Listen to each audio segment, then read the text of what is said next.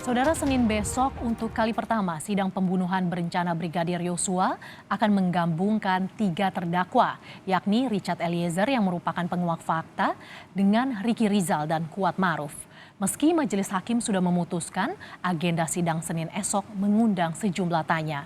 Sebab meski saksi yang dihadirkan sama, peran mereka berbeda terhadap masing-masing terdakwa.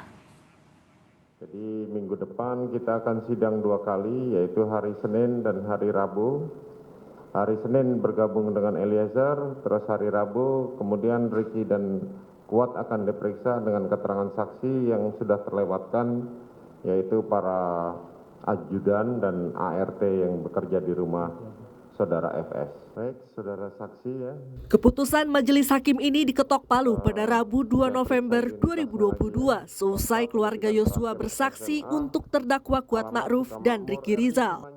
Berbeda dengan sidang-sidang sebelumnya, Senin esok majelis hakim memutuskan menggabung sidang 3 terdakwa sekaligus, yaitu terdakwa Richard Eliezer, Ricky Rizal, dan Kuat Ma'ruf. Namun, rencana ini disoroti Lembaga Perlindungan Saksi dan Korban (LPSK).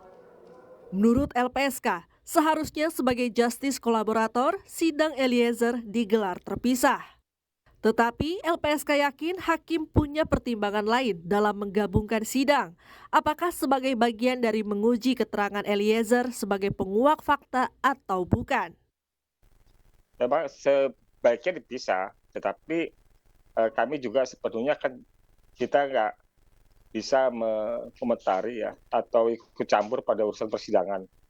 Jadi kita serahkan pada majelis hakim. Ya tadi saya sampaikan mungkin ada agenda tersendiri, ada rencana tersendiri majelis hakim untuk mendapatkan atau menguji dari keterangan-keterangan saksi yang ada itu dengan adanya Baradae, Ricky dan Kuat dalam satu pemeriksaan untuk dapat menguji di antara mereka itu mana yang layak dipercaya. Rencana penggabungan terdakwa juga mengundang tanya mantan hakim yang juga pakar hukum pidana, Asep Iwan Iryawan. Sebab, meski saksi yang dihadirkan sama, tetapi peran mereka berbeda terhadap masing-masing terdakwa. Saya mengerti maksudnya majelis, ini saksi ini berlaku untuk 3 orang ini, maka sekaligus. Tapi kan beda perannya, memang isinya sama, tapi perannya berbeda. Ketika peran berbeda, maka sejak awal saya berkali-kali kan di Kompas diingatkan, pertanyaan itu harus ada relevansinya, ada signifikansinya. Ini di mana ketika peran E, peran KM, peran R sebagai terdakwa, saksi itu taunya. Kan pasti saksi ini berbeda taunya untuk KM, RR sama.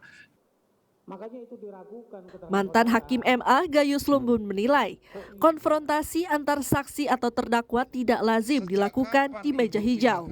Tetapi majelis hakim punya hak yang luas untuk menemukan kebenaran yang material. Ya, bukan tidak lengkap, tapi hakim ingin mempunyai keyakinan yang penuh, hakim ingin menyaksikan hal-hal yang memang tidak biasa dilakukan di pengadilan pidana, tetapi itu semata-mata untuk menguji kebenaran yang material, yang hakiki, seperti apa sesungguhnya, maka terpaksa dikonfrontir.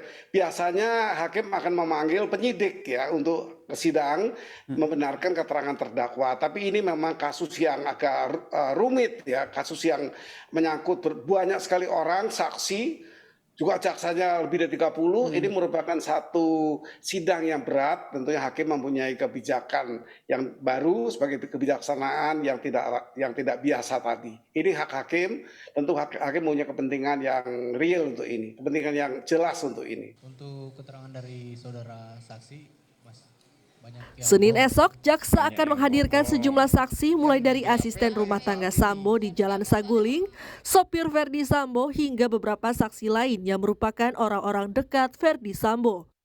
Publik tentu menanti apakah pertimbangan yang diambil majelis hakim akan mengungkap fakta lain di persidangan. Tim Liputan Kompas TV.